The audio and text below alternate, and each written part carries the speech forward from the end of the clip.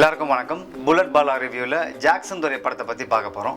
இந்த கதை எப்படி சொல்லலாம் அப்படின்னா, ஒரு ஊரில் ஒரு பெரிய பங்களா இருக்க, அந்த பங்களாக்குள்ளே பேய் இருக்க, அது உண்மையான பேய் தானா இல்லையா அப்படின்னு கண்டுபிடிக்க ஒரு போலீஸ் வந்து அந்த ஊருக்குள்ளே வர, அவர் இருக்கிற வேலையெல்லாம் விட்டு போட்டு அங்கே இருக்கிற ஒரு பொண்ணை லவ் பண்ண, அந்த பொண்ணோட அப்பா கிட்ட போய் பொண்ணு கேட்க, அதே நேரத்தில் அந்த பொண்ணோட முறை மாமனும் சேர்ந்து பொண்ணு கேட்க, இந்த பங்களாக்குள்ளே போய் யார் 7 நாள் இருக்கிறீங்களோ அவங்களுக்கு தான் என் பொண்ணு அப்படின்ற அதிரடியான ஒரு முடிவை எடுத்து அவங்க அப்பா கூற, இவங்க 2 பேரும் அந்த பங்களாக்குள்ளே தங்க, அங்கே பேய்கள் அட்டகாசம் பண்ண, எப்படி இவங்க பேய்கிட்ட மாட்டி முழிக்கிறாங்க, எப்படி அந்த பேய் வந்தது அப்படின்றத எப்படி சமாளிக்கிறாங்க அப்படின்றதான் இந்த படத்தோட கதை.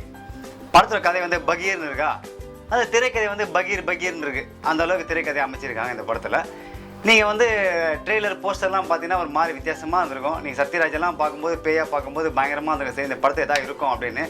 அப்படியே ஆப்போசிட்டாக இருக்குது. நீங்கள் தியேட்டருக்குள்ளே போய் உட்காந்தீங்க அப்படின்னா ஒவ்வொரு சீன் அங்கங்கே லைட்டாக கைத்தட்டில் வாங்குற அளவுக்கு திரைக்கதை இருக்குது. பட் ஓவராலாக பார்த்தீங்கன்னா பெரிய அளவுக்கு எதிர்பார்த்த அளவுக்கு இல்லை.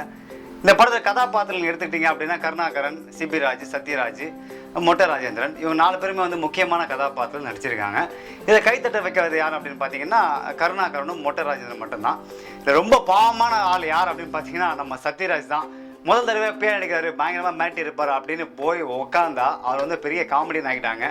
பேயிலே காமெடி, அதாவது அவர் காமெடிலாம் பண்ணல, அவரை பார்க்கும்போது நம்ம காமெடி வருது. அந்த அளவுக்கு அவர் ஒரு காமெடியாக உட்கார வச்சிட்டாங்க அந்த படத்தில். அதுவும் கொஞ்சம் சோகமான ஒரு விஷயந்தான்.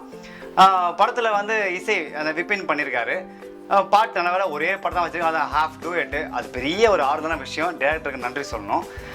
பேக்ரவுண்ட் மியூசிக் பார்த்தீங்கன்னா ஒரு ஹாரர் மூவி, அது என்ன தான் காமெடி படமாக இருந்தாலும் ஒரு சில ஹாரர் சீன்லாம் இருக்கணும்ல, அந்த மாதிரி ஹாரர் சீனுக்கு சைலன்ஸ் ரொம்ப முக்கியம் அப்படின்னு நிறைய மியூசிக் டேரக்டர் தெரியுமா தெரியலான்னு தெரில.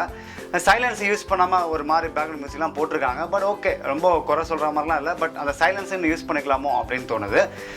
படத்தில் பெரிய ஹைலைட் என்ன பார்த்தீங்கன்னா படத்தோட டிஐ கலரிங் ரொம்ப கலர்ஃபுல்லாக இருக்குது படம்.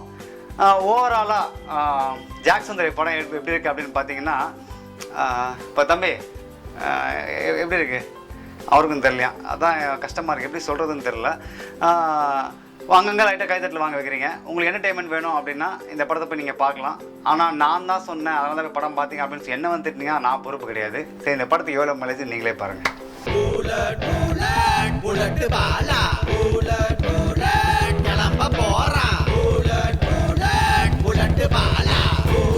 புல்லட் பாலா ரிவ்யூவில் இந்த படத்துக்கு எவ்வளோ மைலேஜ் நீங்களே பார்த்தீங்க. இது எங்களோட பார்வை மட்டும்தான். எந்த படத்துக்கு கலாய்க்கணும் அப்படி என்ன எங்களுக்கு வந்தது கிடையாது, வரவும் போகிறதில்ல.